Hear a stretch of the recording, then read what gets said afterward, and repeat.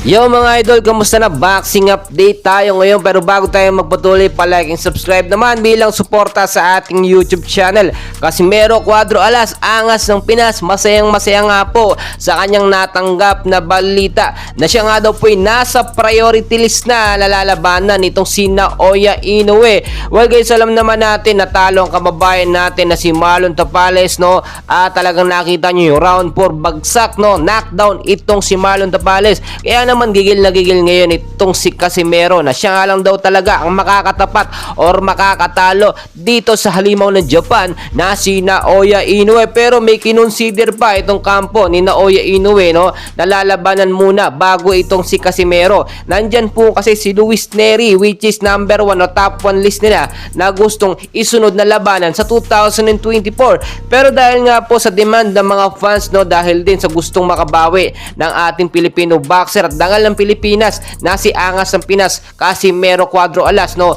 ay talagang siya ang binigyan ng pagkakataon or opportunity na makalaban next year, 2024. So ngayon po, no, nagulat mismo ang mga tagahanga ni Casimero Cuadro Alas dahil napagbigyan ng kanyang hiling na magkaroon o makalaban nga po itong si Naoya Inoue. Well guys, nangyari po kasi dito, no, alam naman natin malaking pera talaga at inaabangan kung ano po kasi yung big matchup na inaabangan ng mga fans, yung demand nila, yun po ang inuuna at priority ng World Boxing Organization. Kapag ka nagkasundo po yan, instant po yan, matutuloy ang laban. Etong si Naoya Inoue, no, 1 to 2 months lang ang pahinga niyan, kayang-kaya na po niyan makabalik ulit sa dating niyang kondisyon at hindi siya pwedeng magdahilan, no, na hindi niya kayang labanan itong si Casimero Cuadro Alas. Hindi siya pwedeng umiwas na naman tulad ng kanyang ginagawa, no, na kapag hinahamon siya ni Casimero ay iba ang kanyang nilalabanan tulad lang ni Marlon Tapales. Ayon din po sa ating nakuhang source, sinabi mismo ni Casimero Cuadro Alas, no,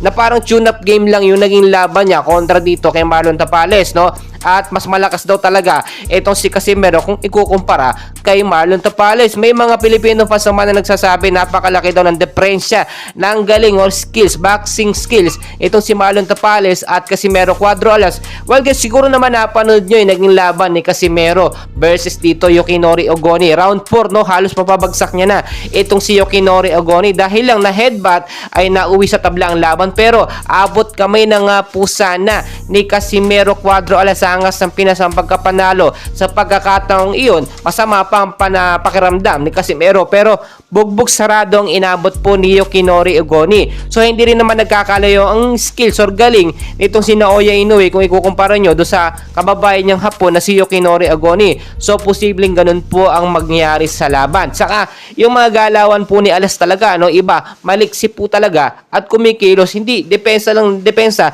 kagaya ng kay Marlon Tapales. And well guys, abangan talaga natin dahil mabilis siyang aprobahan ni Bob Arum. For sure, papanigan agad yan at bibigyan ng priority list by 2024 ay matuloy na.